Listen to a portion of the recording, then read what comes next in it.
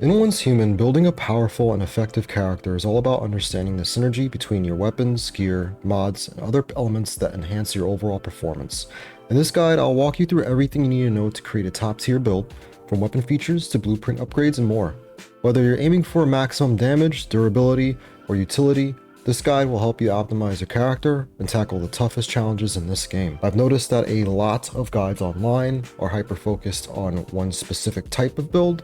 I'm going to be covering how to create your own personal build from all the types of weapon features that exist in the game, the types of armor that pairs well with it.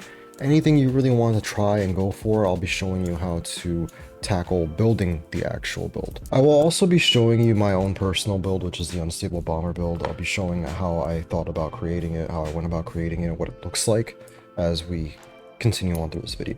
The first important thing we need to talk about and understand is the different type of weapon features that exist within this game. There are a handful of weapon features that each weapon will have that makes them unique between all the other ones that you could be using, and it's also where we're going to be kind of figuring out where you want to focus your build. There's a topic or an idea in video gaming that you may have heard of before called min-maxing. And if you haven't heard of what min-maxing is, the idea of min-maxing is minimizing certain attributes and traits of your character in favor for other ones, maximizing the other ones that you want to focus on, right? If you have a specific build in these other games, for example, if you have a specific build focused on around using magic in a lot of fantasy games, that's a thing. You focus all your skills that would increase magic, like intelligence or wisdom or other things like that. In this game, it's mostly focused around the features that the weapons will have. So I'm going to go between each feature first. I'm going to explain what they do, and then we'll focus on how to build our character around that. So the first weapon feature I'm going to talk about is Burn. Burn is a pretty simple one. All it does is it starts to deal continuous blaze elements damage, so it just essentially lights the character that you're shooting at on fire. And it's stackable, which means each stack of Burn increases the amount of damage in which Burn does. Bullseye. Bullseye marks your target while giving them the infliction of vulnerability, which essentially makes them more prone to damage, increases the amount of damage that they will receive. Next one's Frost Vortex. Frost Vortex creates kind of like a frosty tornado of sorts, like a literal vortex in a area, so it's an AoE damage type, and it continuously deals frost damage to those enemies while slowing them down. Now there's Shrapnel, which deals extra damage to extra parts of the enemy. What this doesn't really explain here though, is it starts to deal 50% of the weapon's damage to a random parts of the hit's enemy's body.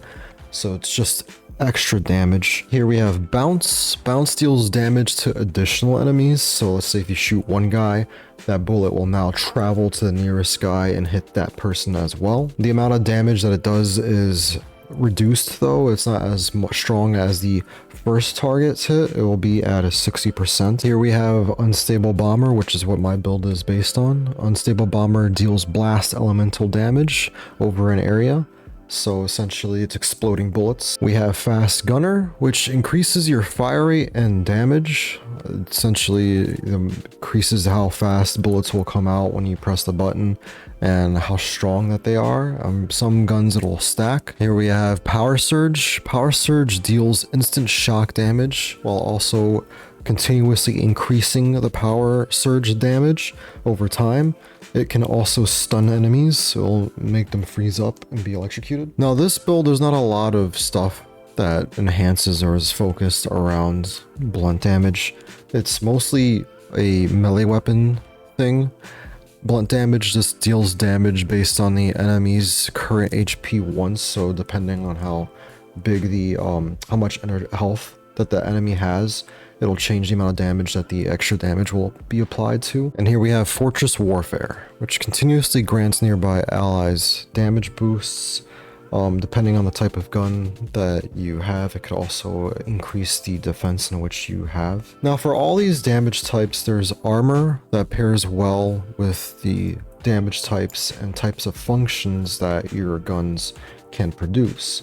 for example, my character wears the Shelterer set. Now for the Shelterer set, what this does is increases my elemental damage by giving me a stack of deviant energy. For every stack of deviant energy, the elemental damage that I do, which could be between Blaze, Frost, Shock, and Blast, the effect can stack up to 20 times, right? Reloading removes half of the total stacks, and for the fourth, when I have 4 pieces, it could also increase the amount of deviant energy that I could stack while gaining 2 additional stacks when hitting a weak spot. So this build, this armor set, is really good for weapons that do elemental type damages. And there's 4 different elemental type damages. There's Blaze, Frost, Shock, and Blast. Now the thing with armor sets and their features, you only need 4 of pieces of armor from that set in order to maximize the benefits you can gain from that set, which leaves you with 2 extra armor slots in which you could use. You don't have to wear all 6 pieces of the armor set in order to get the maximum effects from that armor set. As a matter of fact, I highly recommend that you don't do that, so you could give yourself even more effects with the other 2 that you won't be using. And I would say to make sure that one of those extra 2 happens to be a piece of armor that has a unique feature. So for my character, I have the Shaman Vulture top.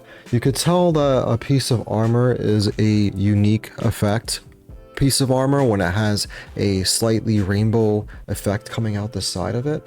And what this does, this only has one single effect. Does not need to be part of a whole set. These pieces don't come as a whole set. They're only supposed to fill in the extra gap by providing something extra for your build. So this one has the effect of, after triggering Unstable Bomber, the crit rate is 35% for the next 3 seconds. So this enhances my Unstable Bomber build, right?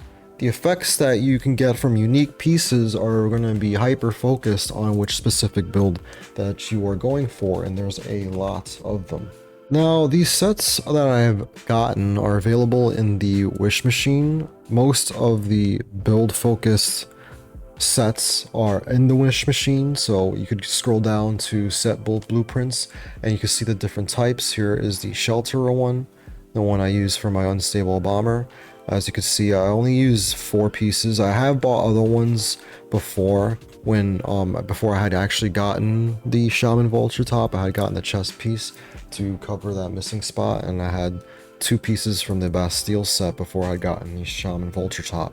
Right now I only use 1 piece from the Bastille set, so all I get from that 1 piece is when my HP is above 70%, my weapon damage is increased by 10%, right? Here you can see key gear blueprints. This is where you can get the unique armor pieces that have more specific effects, right? So when you go to the weapon one, you scroll down, you can see that they have boots, they got pants with different features, like this hat, for example, fireman's hat. This increases the maximum shrapnel targets parts by 1, as well as increasing the shrapnel damage by 120%, which is pretty good. You have your status ones. These both work well for weapons, but the status ones were actually found the Shaman Vulture top, where I get the increase on Unstable Bomber. There's usually 2 pieces of gear that focuses on one specific weapon feature. So for example, both of these gloves focus on burn. I have these 2 chest pieces that focus on Unstable Bomber. There's actually 3 that focuses on Unstable Bomber. We got these 2 chest pieces here that focus on Frost Vortex and being frozen as well. Picking the right one to use is a matter of preference for yourself, right? I want to stress that a lot of build videos that I've seen online tend to focus on just maximizing the DPS per second. Now, I want to get into why this is not always the most important goal to have in mind when it comes to making an efficient build. Now, each weapon has a specific icon that's associated with it that will show us what kind of damage, like extra damage type it will be doing to certain types of enemies. For example, these two weapons right here have this purple upside down triangle and it says suppression, and suppression deals more damage specifically against deviant types. There's also weapons, for example, that also do more damage to Rosetta. So this gun right here has penetration. Dealing more damage to Rosetta is really good for armored targets as well. And another damage type is impact, and it says it deals more damage to Protocell. So what does Protocell mean? I looked it up, and it essentially means humans, vultures, animals, anything else that's not Rosetta or deviants essentially. Now this is important to keep in mind when you're playing and watching YouTube videos or other guides that talk about like, oh, this gun does X amount of damage and they're seen shooting the test dummy to point that out, right? So the damage I'm doing right now will be increased towards deviants since the gun that I'm shooting from has extra damage to deviants, and that is not displayed on these test dummies. Now, as you may know, each piece of weapon and armor has a mod slot associated with it, right? Now, these mods will also enhance certain attributes of the guns that you use. So certain mods, for example, will focus on fast gunner, while other ones will focus on bounce, and other ones could focus on fortress warfare, etc., etc. Now, for personal preference, you should look at all the mods that you have available to yourself, because you may not have all the mods that are available, period. If you do happen upon a mod or hear about a mod that you think will be beneficial for you, these mods will drop in certain ways. So for example, I know a lot of unstable bomber mods can drop through treant boss fights. So by fighting the treant on hard mode, I have access to certain unstable bombers that might drop, allowing me to also be able to craft mod conversions.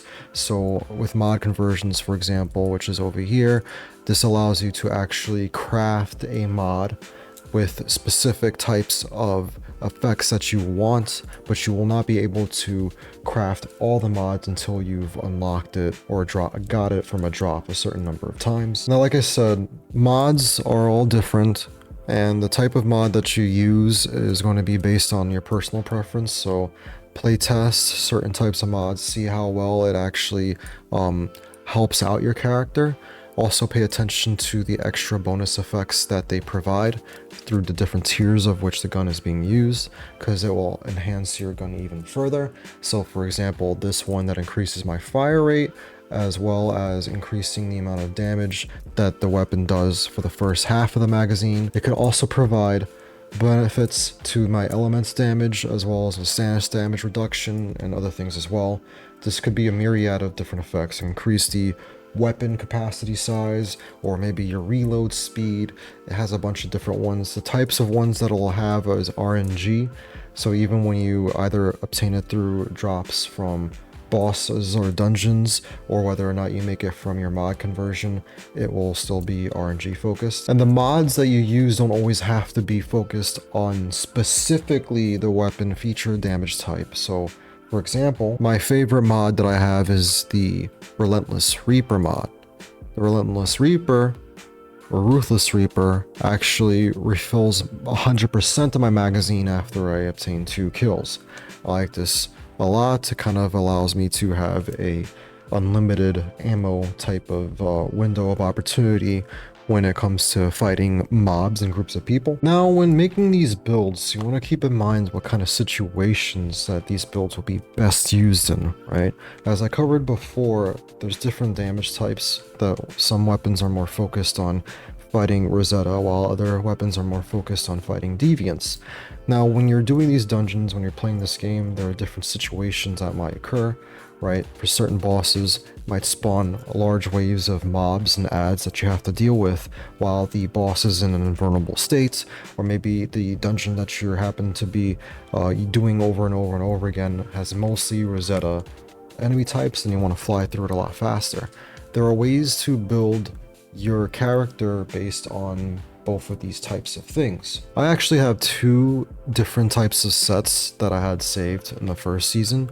I have one focused specifically on fighting Rosetta types, as well as one specifically fighting on the Deviant types. And for the Rosetta build, I had used the Bastille set, which actually increases your defense when you're not moving.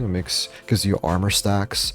It lets you, be able to just stay still without having to move around a lot and not worry about taking a lot of damage.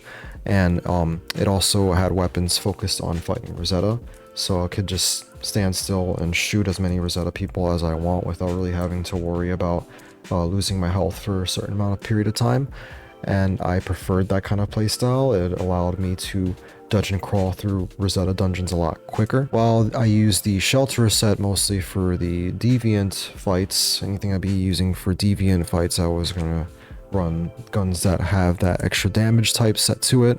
And since a lot of Deviant areas, a lot of Deviant fights happen to deal with a lot of mobs chasing after me, a lot of like zombie-like creatures, I use guns that were best for fighting mobs of enemies. So for example, a light machine gun that has explosions from the bullets, unstable bomber is really good for dealing with large group of enemies like that as well, especially the unstable bomber pistol Jaws, which does extra damage to Deviants as well. The reason the Bastille set is better for Rosetta is because they're shooting at me.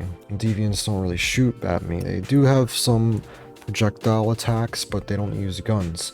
And Rosetta moves around a lot, so it's easier for me to stay still and shoot moving targets that are also shooting at me, versus the Deviant fights where I really shouldn't be staying still because they run up on you a lot and they do a lot of physical melee damage attacks, which happen to take out larger chunks of your health. Each set is focused on something different and unique. Like I said, Savior set bonuses to healing, increasing your movement speed as well. Just mess around with some of these features, see what kind of playstyle you like the most, and build your character or your playstyle sets based on these different types of situations. This also means that certain sets are really good for fighting just bosses or a single type of enemies.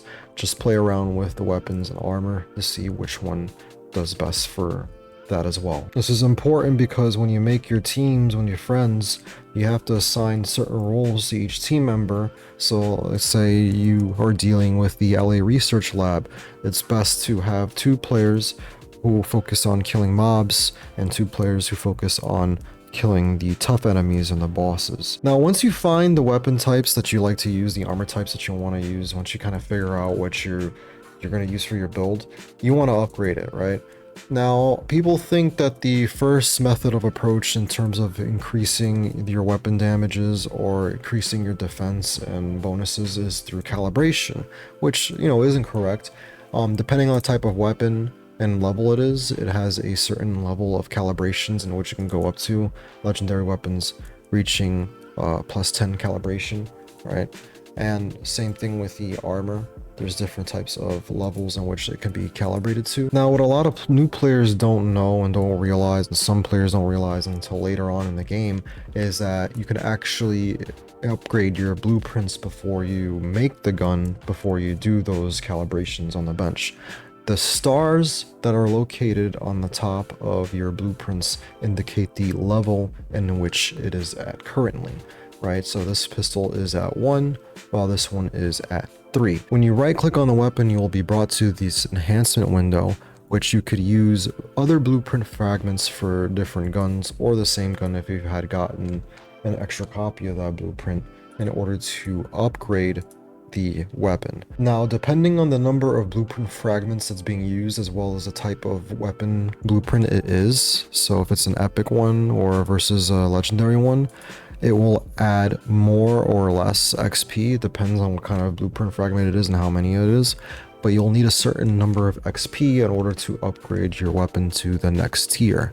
Now, the higher upgrade the blueprint, the higher quality and more damage that you'll be doing once you make your weapon, also increasing the maximum amount of damage that could be done. So for example, a tier 1 blueprint calibrated weapon that's maxed out to calibration level 10 is not going to do as much damage as a tier 3 maximum calibrated weapon. And the same concept is applied to armor. It is the same exact thing. And the next thing you want to take a look at when it comes to calibration as well is the calibration blueprints that drop from certain guns when you disassemble them.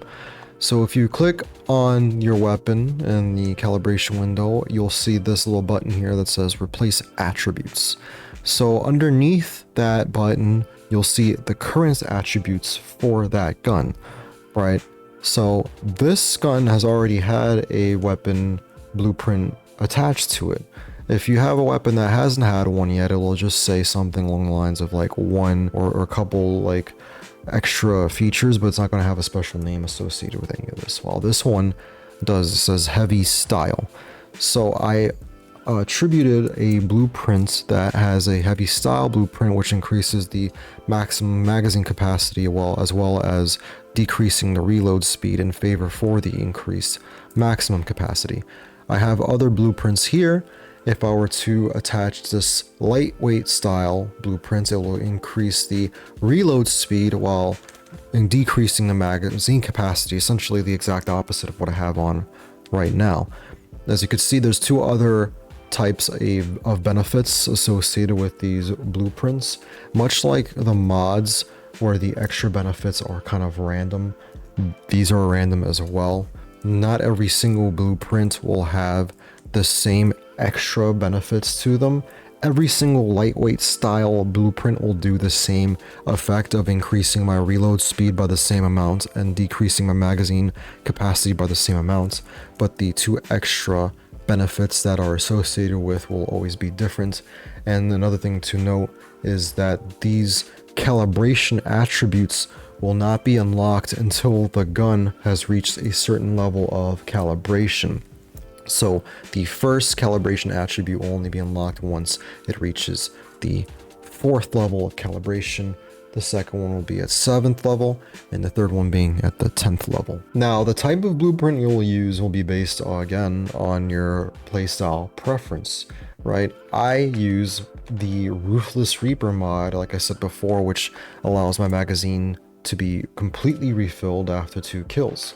So I like when my guns, especially the SMG guns that shoot a lot of bullets, I like when I have a large magazine capacity as much as possible, right? So that's why I use this blueprint. Increases the magazine capacity by a lot, by more than half, right?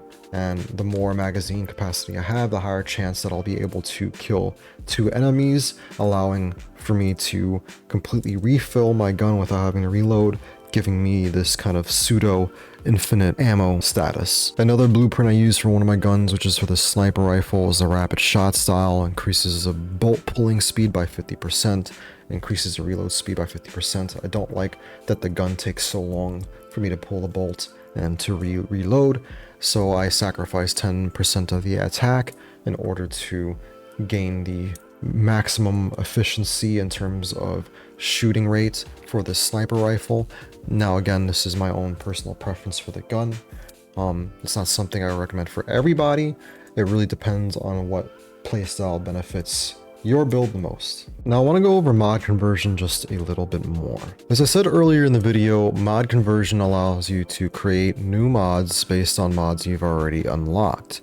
And you could unlock certain mods depending on what kind of dungeon that they drop from. For example, I know that the Unstable Bomber has a chance to drop from weapon crates after defeating the Tyrant or Treant on hard and master difficulty. It'll increase the chance of me actually obtaining this type of mod. If I attain it 3 times, then I'll start to be able to actually create other versions of that same mod.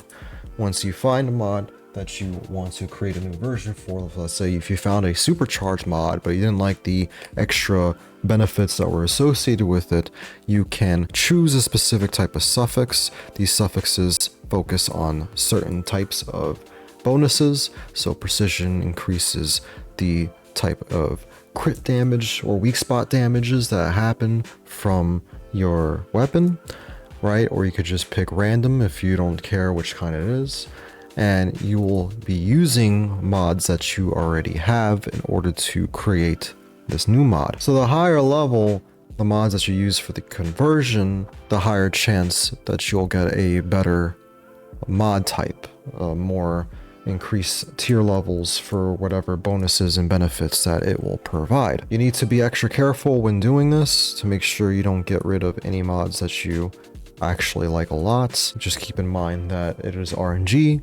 You are never guaranteed anything that you want. It's more of a rinse and repeat type thing, and hopefully you get the thing that you're going for. This is a very expensive process. You could see that it costs 20,000 energy links as well as 6 different mods in which you've already have. So make sure you've figured out what kind of mod or build that you're trying to focus on and go for that. Something else that I've seen often looked over in a lot of build videos is the weapon accessories that can come with certain weapons. Now you can unlock these accessories by completing certain riddle phases or quests throughout the world. For example, this is locked for me, the fastened mini reflex sight, but it also tells me how I can get it. It says I could get it by exploring the riddle spot Stairway to Heaven, and it also tells me where it is, Southwest Iron River. You can look up where these things are online if you aren't 100% certain which spot it might be referencing to. There's many videos out there showing where each one of these weapon accessories are. You can go looking for them, but what's great is that it shows you, if you highlight over it, it shows you what kind of benefit it gives you. So if you don't like that benefit, you don't have to worry about getting that weapon accessory at all. If you just want to play around with what, you know, how one weapon accessory might pair with another one, that's also a great thing to do. That's what I did. I messed around with a lot of these different types of weapon accessories to see what kind of weapon build I can create to maximize the stats for myself. This is a SMG, so spread, recoil, it's really unstable. I tried to stabilize as much as possible while also increasing the accuracy as much as possible, while also increasing the reload speed as maximum as possible. It ended up having a huge damage or dampen on the range specs of this gun. That's not something that I care too much about because this gun isn't really a range weapon anyway. Like I said, this is all personal preference. There's lots of different types of weapon accessories out there for your guns. Another thing I often see looked over is the weapons, memetics, specializations, and the cradle. These overrides, essentially.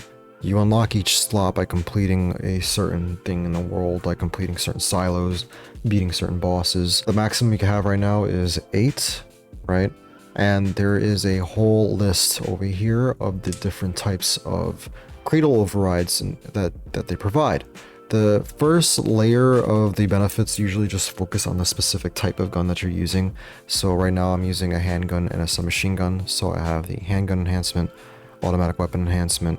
This increases the amount of damage for the gun I have, and also allows me to reload 1 ammo from reserve upon defeating the enemy for the pistol. The submachine gun has a whole different one, reload 10% of the magazine capacity, so that's also a really good thing. We also have other ones that increase my damage, so when I have a deviation present, my damage against the Great One bosses and elites are up by 25%. There are also ones focused on just the weapon features, so there's ones here that are focused on Unstable Bomber. When a unit takes damage from Unstable Bomber, the unit takes damage from a bomber within 3 seconds. The final damage is increased by 25%. Just play around with these, take a look at which ones are accessible to you. I know that some of these aren't available until you reach certain levels, so it's best to kind of maximize the benefits from this once you've reached level 40, so you can get everything that you need from it. So I kind of just wanted to demonstrate what I was talking about with the Unstable Bomber. As you can see here, I didn't have to reload at all. I was able to kill a whole group of enemies without really reloading, without really having to focus too much on whether or not I was getting straight headshots. The Unstable Bomber took care of a lot of the work, since it was a whole group of enemies. It just kept popping and hurting some of the nearby enemies, allowing me to kill them a lot faster. This build that I have is really well for killing adds groups of mobs, particularly deviants. And there you have it. Thank you for watching this guide on creating a build in Once Human. I hope it helps you optimize your character to dominate this game. I'm also going to be providing a link in the description to a list of the different types of mods that are available for your weapons and armor in this game. It is a long list. Couldn't really cover all of it in this video. If I did, it would probably be like a 30-minute video of just me reading through that list itself. So I would suggest, once you figure out what kind of build that you would like to have, take a look at the list, try to see if you could find any mods that focus on that type of build that you're trying to go for. I hope you enjoyed this video. I hope it helps. Please don't forget to like, subscribe, and comment, especially if you want some more Once Human content. I'm always streaming. I'm always posting shorts, posting guides onto this channel as well. Check me out on Twitch. I even have a Discord where my community is on. We talk, you could ask me questions on there. Anything that you'd like to share in terms of the experiences you had in the game, feel free to post it into that Discord as well. And I thank you for all your support. I can't wait to see you guys in the next video. Peace.